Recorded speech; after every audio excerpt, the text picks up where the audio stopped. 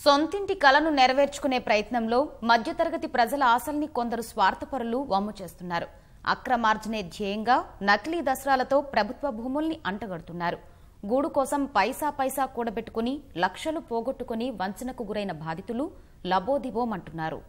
741/14, 741/12లలో 3 ఎకరాలు అసైన్డ్ భూమిని పట్టా భూమిగా నమ్మించేలా అక్రమార్కులు ఓ నకిలీ ధ్రువపత్రాన్ని సృష్టించారు.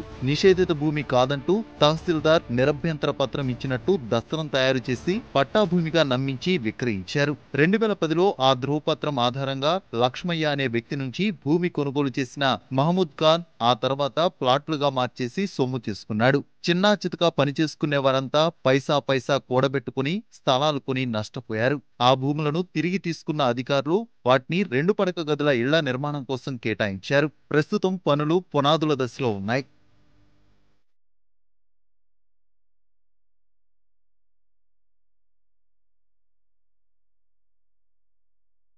మామూలుగా ఇది వచ్చి 2012లో భూమి కొన్నాం. ఇది నో అబ్జెక్షన్ సర్టిఫికేట్ అని సర్టిఫికేట్ని చూసి ఇక్కడ గ్రామ పంచాయతీ స్టాంపు ఇట్లా అన్ని లేఅవుట్ మీద ఉండడం కావడం వల్ల మేము తీసుకున్నాక ఇది 2017లో వీళ్ళు డబుల్ బెడ్రూమ్ కబ్జా చేశారు. స్టార్టింగ్ నేనే కొన్నాను. ఇక్కడ మన ఫ్రెండ్స్ మొత్తం అందరికి ప్రచారం చేసి మంచిగా ఉంది కొంటే అని మన ఆటో డ్రైవర్లు మొత్తం స్టాండ్లో అంతా ప్రచారం చేసి ఇక్కడ కొన్నాం సార్. మేము పేపర్స్ మొత్తం చూసినాం.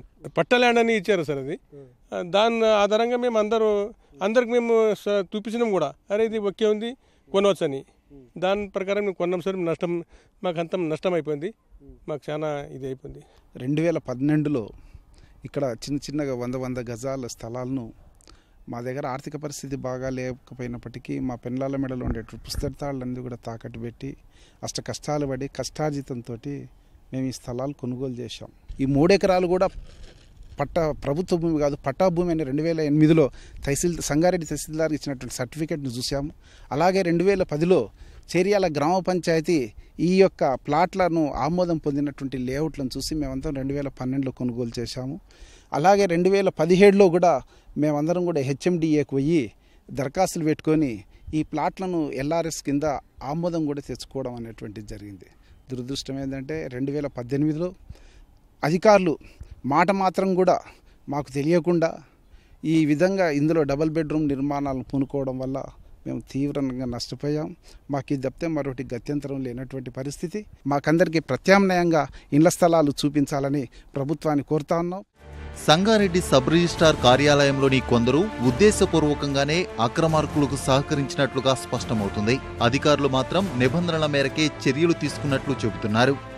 741 సర్వే నెంబర్లో ప్రభుత్వ భూమి 7 ఎకరాలు గతంలో రిజిస్ట్రేషన్ కావడం జరిగింది 2010-12లో. పిఓటి చట్టం ప్రకారం 2017లో ఫామ్ 1, ఫామ్ 2 నోటీస్లో జారీ చేసి తిరిగి ప్రభుత్వ భూమిగా రికార్డులలో నమోదు చేయడం జరిగింది.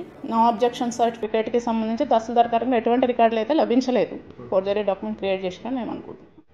అధికారులు సమగ్ర దర్యాప్తు చేసి బాధ్యులెవరనే విషయాన్ని గుర్తించి భవిష్యత్తులో ఇలాంటివి పునరావృతం కాకుండా వారిపై చర్యలు తీసుకోవాల్సిన అవసరం ఉంది.